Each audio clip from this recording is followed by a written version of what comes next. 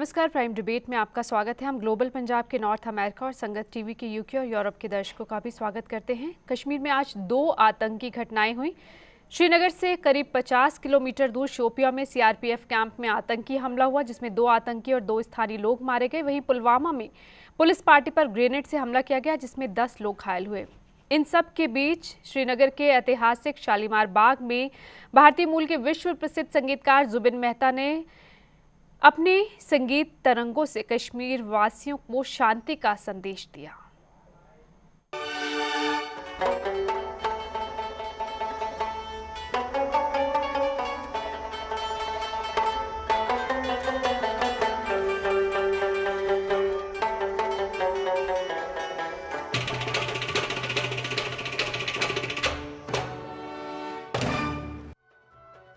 श्रीनगर की सड़कें जब सूनी पड़ी थी तो ऐतिहासिक शालीमार बाग में भारतीय मूल के विश्वविख्यात ऑर्केस्ट्रा संचालक जुबिन मेहता के संगीत की स्वर लहरियां गूंज रही थी। तमाम विरोध प्रदर्शनों के बावजूद तमाम उम्मीदों के साथ इस संगीत कार्यक्रम का आयोजन किया गया। घर फिरदौस बर्रुए ज़मीं अस्त, हमें अस्तो हमें अस्तो हमें अस्त। If there is heaven on earth, it is this, it is this, it is this. The sun will rise again. It will rise over a land that is troubled, a land that has seen pain and suffering, a land that is yearning for peace.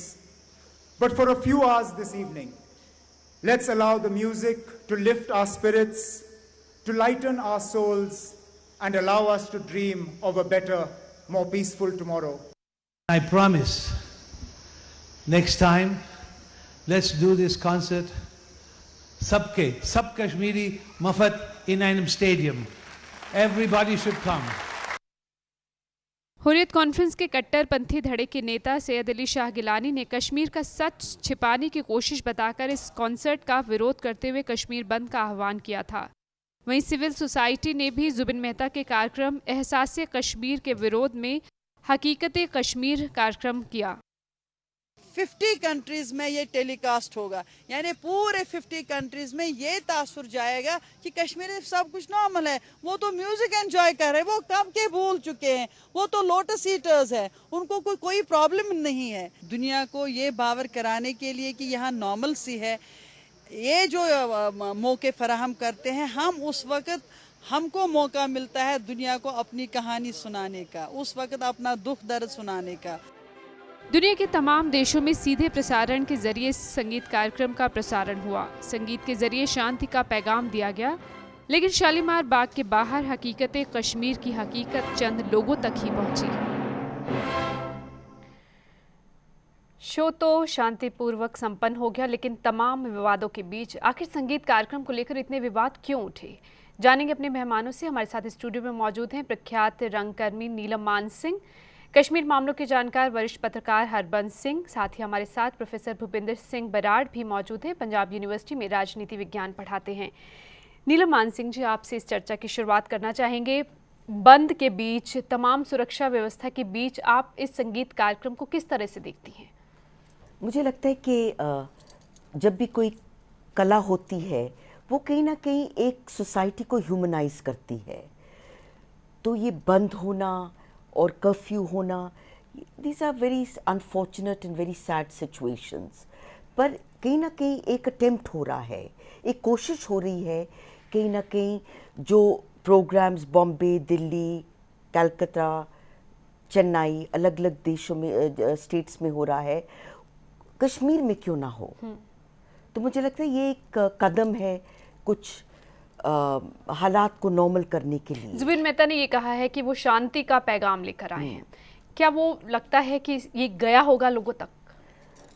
देखिए, receptivity पे है। मैंने कुछ उसके snippets देखे हैं, पूरा programme नहीं देखा, तो मुझे लगा कि काफ़ी लोग आए हैं, कश्मीर के लोग भी वहाँ थे। उस कार्यक्रम में एलीट क्लास ही शामिल थे। एलीट का लफ्ज़ थोड़ा सा ना मेरे लिए एम्बिगुअस है। एलीट का क्या मतलब, वो भी इंसान है। जुबिन मेहता ने खुद ये कहा कि अगली बार जब मैं आऊं तो ये तमाम कश्मीरियों के लिए खुला हो। हाँ वो स्टेडियम में हो हाँ। और लोग आ सकें। यहाँ सिर्फ जिन्हें इनवाइट किया गया था वही पहुंचे थे। देखिए ये पहला कदम है सिक्योरिटी और कुछ कॉशियसनेस का। पर एक उम्मीद बनती है कि आगे इससे कुछ और बेहतर देखिए निकल जैसे कर 2 आएगा। साल पहले जी। लिटरेरी फेस्टिवल होने वाला था पर वो बंद करवा दिया गया। तो मुझे लगता है ये कदम कुछ करने के लिए कि कश्मीर में भी मतलब जिस कुछ तरह हो, से शांतिपूर्वक ये कार्यक्रम संपन्न हुआ है वो वाकई काबिले तारीफ है। मुझे लगता है एक कदम आगे आई बढ़े थिंक इट्स अ हैं वंडरफुल शांति थिंग के दैट इट रास्ते में। Happened, it was managed. और मुझे लगता है बहुत एक इमेजिनेटिव डिसीजन था कि कश्मीर में करेंगे। I think it was a very imaginative decision. और वो मतलब जब भी कोई शुरुआत होती है उसमें प्रोटेस्ट भी होता है, उसमें अलग अलग वेरिड व्यू पॉइंट्स भी आते हैं। ये तो घाटी में देखा ही जाता है। डेमोक्रेसी का हिस्सा है। ह्यूमन राइट्स वायलेशंस तो बहुत हुए हैं कश्मीर में, तो लोगों की भिन्न भिन्न उनके जो विचार है वो निकल कर आते हैं इस दौरान। ऐसा होता है हरबंस सिंह जी की जैसे हम सुन भी रहे थे, वही कहते हैं कि हमें मौका मिलता है अगर कुछ इस तरह का आयोजन होता है हम अपनी बात लोगों तक पहुंचा सकते हैं। आपने तो तमाम देशों में पहुंचा दिया और ये भी कह रहे हैं कि हकीकत छिपाने की कोशिश कर रहे हैं, हम हकीकत बता रहे हैं। ये तो गलत बयानी है कि जो है हकीकत छुपाने की कोशिश की जा रही है। इनको कभी किसी ने नहीं रोका, जो भी वह बयान और करना कौन सी चाहते हैं हकीकत छुपी हुई है सबको मालूम है। रोज जो है टेलीविजन पर हर माध्यम से जो है अगर जर्मन का एम्बेसडर जो है पूरी की पूरी टीम लेके जो है यहाँ आ सकते हैं जी। तो उनको थोड़ा बहुत तो पता ही है कि यहाँ क्या हो रहा है। वो इस मकसद से तो श्रीनगर में गए नहीं थे कि उनके माध्यम से जो है अलगाववादी वो अपनी बात कह सकें। अलगाववादी पहले भी बातें कहते आए हैं, आज भी उन्होंने कही हैं और कल भी वो कहेंगे, लेकिन उन्हें ये हक नहीं है कि जो लोग दूसरी बात कहना चाहते हैं या दूसरी बात सुनना चाहते हैं उनके हक को छीने हो। नहीं, ये जो कह रहे हैं कि कश्मीर का सच छुपाने की कोशिश, सच कोई नहीं छुपा, सच कैसे छुप सकता है? ये कोई पर्दा तो है नहीं। और अगर लोग आके सुनते इसको, मुझे तो दुख हुआ ये देख के कि इतना बड़ा बाग है वो, और मेरा नहीं ख्याल कि 1/5 जो है वह भी भरा हुआ हो। बहुत बड़ा बाग है जी। और थोड़ा सा एक हिस्सा जो है वो भरा हुआ था। ये सच है कि वो लोग जो वहाँ बैठे थे उनकी बात भी लोगों तक पहुँचेगी, लेकिन उनमें से बहुत सारे जो है वो सियासी लोग थे। सियासी लोग जो है वो अपनी बात कितनी लोगों तक पहुंचा पाते हैं, यह देखने की बात है। ये भी सवाल था। प्रोफेसर बराड़, क्या एक राजनीतिक संदेश देने की कोशिश के लिए इस संगीत कार्यक्रम का लगता है आयोजन किया गया है? आप 100 से ज़्यादा देशों में इसका प्रसारण हुआ है, तो क्या कोई एक तरह से संदेश गया है शांति का? देखिए, पहली बात तो ये है कि ये आयोजन जो हुआ है ये भारत सरकार ने इसका प्रथम कदम नहीं उठाया था जी। जुबिन मेहता भारतीय हैं, चाहे बाहर रहते हैं सदा देर, उनको टैगोर अवार्ड दिया जाना था, वो हिंदुस्तान आए थे। जाहिर है उनकी इच्छा रही होगी वो कुछ कॉन्सर्ट्स इधर उधर करें, ये भी इच्छा रही होगी जैसा उन्होंने खुद ही कहा है कि मैं कश्मीर में भी करूं। इसको स्पॉन्सर करने वाली जर्मन स्टेट थी जी। उसके साथ इनक्रेडिबल इंडिया जो एक प्रोग्राम है वो जुड़ गया। तो ऐसा तो कुछ है नहीं कि भारतीय सरकार की कोई कॉन्स्पिरेसी थी जिसके अधीन ये हुआ है। दूसरी बात यह है कि राजनीति अगर मुझे इसमें दिखती है तो भारत सरकार की कम और कश्मीरी अलगाववादियों की ज़्यादा दिखती है। अगर वो कुछ भी ना कहते इस पे, ये चुपचाप हो जाने वाली चीज़ थी और निकल जाती। हाँ। अभी थोड़ी देर पहले मेरी एक मित्र हैं, वो कविता लिखती हैं, बहुत अच्छी बात उन्होंने कही। उन्होंने कही कि कॉन्सर्ट हो गया, उसके बाद आज़ान की आवाज़ आ रही है और वहाँ के चिनार सुन रहे। वो चिनार जो हैं वो आज़ान भी सुन लेते हैं बिना बहुत घबराए या मुरझाए, आवाज़ें भी सुनते हैं। हाँ, तो एक कश्मीरी जीवन का मुझे लगता है वो एक सिंबल हैं वहाँ के चिनार, 300 साल पुराने या 400 साल पुराने। तो अगर चीज़ों को आप गुजर जाने दें, हाँ, तो उसमें बहुत बड़ा बवाल खड़ा नहीं होता। यहाँ बवाल खड़ा करने की कोशिश, गुजरने नहीं दिया जा रहा, बवाल खड़ा करने की कोशिश थी, कॉन्शियस कोशिश थी। और उसके पीछे मुझे 1 मिनट दें तो मैं ये समझता हूँ कि जिस तरह से अलगाववादी जो रुझान थे कश्मीर में वो अपनी चरम सीमा पार करके अब उतर गए हैं, तो एक एंग्जाइटी है वहाँ के इस तरह के लोगों में।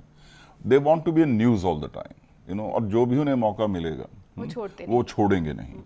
तो अगर सैयद अली शाह गिलानी ये सब बवाल ना उठाते तो शायद हम लोग इसको डिस्कस ही ना कर रहे होते। It would have been a non event politically speaking. कुछ मानवाधिकार कार्यकर्ताओं ने भी ये उठाया है, उन्होंने ये भी कहा गया है कि जब अभी कुछ घटनाएं हुई हैं नियंत्रण रेखा के पास, तो उसके बाद और उससे पहले भी तमाम पाकिस्तान और भारत के बीच जो भी तनाव उत्पन्न हुआ, उन सब के बीच क्या ये सही था कराना? देखिए, मानवाधिकारों की जहां तक बात है वो एक बेसिकली लिबरल फ्रेमवर्क से आई हुई चीज है।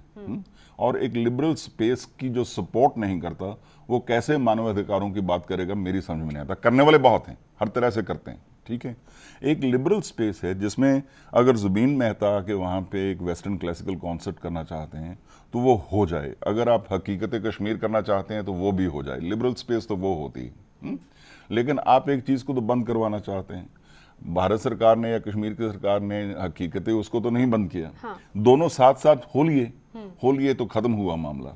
यानी मतलब एक बात को जो है मतलब जो लोग संदेश अपना देना चाहते थे उन्होंने वो भी दे दिया, और संगीत के जरिए जिस संदेश को देने की उम्मीद की जा रही थी वो भी हो गया। नीलम सिंह जी, एक सवाल ये भी था कि क्या संगीत के जरिए किसी सच को छुपाया जा सकता है? मतलब ये तो बहुत एक मुझे लगता है it's a pointless combination of two words. सच संगीत या कला के ज़रिए तो आप सच को कहीं ना कहीं आगे रखते हैं, because music nurtures the spirit, it humanises society, it creates a sense of upliftment. तो मुझे लगता है कि सच को छुपाना, क्या सच, वो सच तो पॉलिटिकली सबको मालूम है। हाँ। अगर बोस्निया में म्यूज़िक हो या क्रोएशिया में हो या अलग अलग देश जहाँ कॉन्फ्लिक्ट है, it is actually to show them a window that there's another way to live also. So it's not कि कुछ आप छुपा रहे हैं या ढक रहे हैं, या ये भी दिखा रहे कि अलग डायमेंशंस हैं। हाँ। जीने के आयाम और भी हैं, देखने की जरूरत है कि कहाँ से क्या निकल कर आ सकता है। या कहीं ना कहीं you're also trying to somewhere, I think जैसे जर्मनी में during the terrible time of the Nazis, they had this whole thing which is called Fiddlers of Hope, Fiddlers of Hope, क्योंकि म्यूजिक और होप का एक इतना गहरा संबंध है, जैसे कला और होप का। तो कहीं ना कहीं कला जो है वो हमें जिंदगी से जोड़ता है, हमें उन बारीकियों से जोड़ता है, कविता से जोड़ता है, लफ्ज़ों से जोड़ता है, अपनी रूह से जोड़ता है। तो ये डायमेंशंस जो कहीं ना कहीं परहैप्स जो कश्मीर की पॉलिटिकल इतिहास रहा है बहुत सालों से, वो कहीं ना कहीं उसको ये एक तरीका एक सिंबल है या लेकर जा रहा है, एक कोशिश की जा रही है ट्रूप है दिखाने के लिए कि जिंदगी में और भी more layers to live, more layers to experience. लेकिन अब कोशिश यही, उम्मीद हम यही कर सकते हैं कि जिन लोगों के लिए ये आयोजन किया गया, जिस मकसद से किया गया, वो मकसद पूरा हो। हरबंस सिंह जी, क्या श्रीनगर, कश्मीर के लोग एक तरह से इतने आदी हो चुके हैं गोलियों की आवाज़ सुनने में, क्या मौसीकी असर करती है या एक शून्यता है वहाँ पर? शून्यता तो नहीं है, ये भी कहना गलत है कि उन पे कोई असर नहीं है, नम हो चुके हैं, ऐसा नहीं है, सेंसिटिव हैं। लेकिन इस बात को भूला नहीं जा सकता कि बहुत लंबा अरसा हो गया है, दहशत डर जो है ना ये बैठा हुआ है। हर माँ बाप को ये खतरा रहता है कि कुछ गड़बड़ी हुई तो पता नहीं किसका कौन घर लौटेगा, कौन घर नहीं लौटेगा। उस डर के मारे जो है इनकी थोड़ी सी भी जो आहट होती है जिस पर हम काबू नहीं करते, उसका असर होता है। ये जो बंद इतने लगातार होते चले आते हैं उसका एक बड़ा कारण ये है। उसमें सियासी असफलता जो है वह बहुत बड़ी है। किसी को ये समझ में नहीं आता कि ऐसा क्या हुआ कि 1955 में जब बुल्गानिन और खुर्शीचोव यहाँ आए थे तो पूरा का पूरा श्रीनगर जो है वो डल लेक के किनारे, हाँ, डल लेक के किनारे उन्होंने कॉन्सर्ट किया था। उसके बाद जवाहरलाल नेहरू भी वहाँ गए, इंदिरा गांधी भी गई, उनका भी जो है जुलूस जो है डल लेक से जो है शिकारे पर जो है वो निकाला गया। फिर अचानक बाद में, यानी कि पाकिस्तान को बने तो बहुत साल हो गए थे तब जी, उसके बाद ये बदलाव कैसे आया वो तो हम ही लाए, उसके लिए जिम्मेवार तो हम ही हैं। हम ही ने कहीं गलतियां की हैं, हम ही ने जो है सियासी खेल इस तो अब तरीके से ये खेले। गलतियां सुधरेंगी कैसे? अब सुधरेंगी अगर हमें दृढ़ इच्छा शक्ति होगी तो हम सुधार सकते हैं। क्या इन हमें कार्यक्रमों बहुत के मौके जरिए मिलते हैं। भी कुछ ऐसा संदेश हम दे पा रहे हैं? ये तो संदेश तो ये है ही। एक बात तो बड़ी स्पष्ट है कि लोग यहाँ आने के लिए तैयार हैं। हाँ, कश्मीरी आवाम जो बड़ी है बात। अब उसको जो है उसे उसको स्वीकार जो है करना है। उनका इस्तकबाल करने के लिए जो है ना वो भी तैयार होना पड़ेगा। हाँ, खाली खुशामदीद कहने से खुशामदीद नहीं होगा। उनको एक्ट भी करना पड़ेगा कि हाँ वाकई आप वेलकम हो, आइए आप हमारे यहाँ। ये जो चीज़ कह रहे हैं हरबंस सिंह जी, प्रोफेसर बराड़, कि कश्मीरियों को कहना पड़ेगा। यहाँ तो जैसे जुबिन मेहता ने खुद कहा कि अगली बार जब मैं आऊँ तो ये सबके लिए खुला हो। इस बार तो ये बात थी नहीं। लगता है कि कुछ आगे बात बढ़ेगी। एक जो आज संदेश गया होगा वो बहुत सकारात्मक रहा होगा। देखिए, इसका कितना लंबा चौड़ा असर होता है, कितने समय के लिए होता है, मैं उसमें नहीं जाऊंगा। आज जो हुआ है वो अपने आप में महत्वपूर्ण है, क्योंकि मैं समझता हूं कि कला का जीवन में रोल क्या है, संदर्भ क्या है, इसे देखने की है। ये कोई अपने आप में समाधान तो नहीं है कला, लेकिन कला आपके आत्मा को नष्ट होने से जरूर बचाती है। जो आप रोज देखते हैं जिसके कारण आपकी आत्मा मरती है और नष्ट होती है, उससे बचाने का अगर कोई माध्यम होता है तो वो कला होती है। और इसलिए मुझे लगता है जहाँ जहाँ भी इस तरीके के जंजाल होते हैं, जो वो चाहे राजनीतिक हों या दूसरे हों, वहाँ कला का होना और उसका प्रकट होना कहीं ज़्यादा ज़रूरी हो जाता है। तो मैं समझता हूँ कि और उम्मीद उमर अब्दुल्ला कह रहे हैं कि सूरज निकलेगा, एक उम्मीद उन्होंने तो क्यों नहीं की है। हाँ, क्यों नहीं, मतलब उम्मीद के सहारे तो सब चलता है, कला भी उसके सहारे चलती है, जीवन भी और उसके उन्होंने ये सहारे भी कहा है चलता कि बहुत मशक्कत करनी पड़ी इस आयोजन के लिए, बहुत काम करना पड़ा, लेकिन वो चाहेंगे कि अगर फिर से मौका मिला तो फिर वो करें। देखिए, एक तो ये क्लासिकल वेस्टर्न म्यूजिक का कॉन्सर्ट था, जिसकी एक बहुत सीमित सी ऑडियंस रहती है हमारे देश में। ये कहीं और भी होता तो जिस तरीके से मीका और दलेर मेहंदी गाते हैं उस तरीके की भीड़ नहीं उमड़ती वहाँ पे। इंडियन क्लासिकल म्यूजिक के कॉन्सर्ट्स भी होते हैं तो उसमें ज़ाहिर तौर पे वही लोग जाते हैं। तो मतलब कितने लोग वहाँ पहुँचे, मुझे इससे ज़्यादा फर्क नहीं। यानी कि अगर कश्मीरियों की नब्ज को समझते हुए किसी अगर कार्यक्रम के आयोजन हो तो आपको लगता है कि और ज़्यादा असर करेगा? ये तो देखिए, ये प्रोग्राम मैं पहले भी यहीं से बात शुरू की थी मैंने, कि अगर हम सोचें कि ये भारतीय सरकार ने बैठ के सोचा कि इससे मुझे ये फायदे होने वाले हैं, इसलिए हम जुबीन मेहता को बुला के उसको कश्मीर में भेज के हम ये करते हैं और संदेश भेजते। संदेश क्या, आज के दिन में मीडिया जिस तरीके से फैला है दुनिया भर में, कश्मीर में क्या हो रहा है और क्या नहीं हो रहा, पल पल की खबर दुनिया भर में पहुंचती है। ना जुबीन मेहता के कॉन्सर्ट से वो कम होने वाली है खबर, ना वो ज्यादा स्पष्ट होने वाली है। तो ये जो इस तरीके की बात कि वो एक भ्रम जाल बिछाने की कोशिश की जा रही है, इसके मतलब ऐसा मतलब इतनी विवादों की जरूरत ही नहीं थी और इसको ज्यादा खूबसूरती से इसको इस्तकबाल किया जा सकता था। इस चर्चा को खत्म करने का वक्त हो गया। जाने से पहले क्योंकि कलाकार हमारे साथ हैं तो एक संदेश कोई जो आप देना चाहती हैं? मैं तो ये कहूँगी कि एक तरह जो कला है वो एक स्थान के साथ जुड़ा नहीं हुआ। इट डजंट हैव ज्योग्राफिकल और what you would call cultural boundaries. ये कला कहीं ना कहीं इट अनलॉक्स दोज बाउंड्रीज, वो खोलती हैं जो बॉर्डर्स हैं। और म्यूज़िक तो पोरस होता है। अगर आप थिएटर की बात करें जिससे मैं जुड़ी हूँ या लिटरेचर, तो वो कहीं ना कहीं ज़ुबान से जुड़ा हुआ है।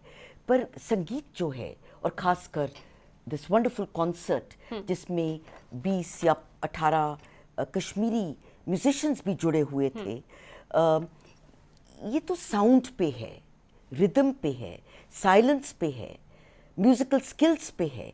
ये तो जुबान, it's a universal call of the soul और द स्पिरिट। यानी कि खामोशी में जो मौसीकी गूंजी है उसका असर जरूर हुआ होगा। शुक्रिया आप सभी का इस चर्चा में शामिल होने के लिए। संगीत शांति का पैगाम देता है, इसमें कोई दो राय नहीं। और अगर इसके जरिए ही सही कहीं कुछ शांति की उम्मीद बनती दिखाई देती है तो क्या हर्ज है। लेकिन ज़मीनी हकीकत जानना, समस्याओं को सुलझाना भी ज़रूरी है, तभी सही मायनों में संगीत का पैगाम पहुंच पाएगा। नमस्कार। खबरों की दुनिया में आइए, हमारे साथ कहीं भी और कभी भी जुड़िए। हम मिलेंगे फेसबुक पर, हम दिखेंगे YouTube पर, हमें फॉलो कीजिए ट्विटर पर। खबरों के साथ बने रहिए रात दिन।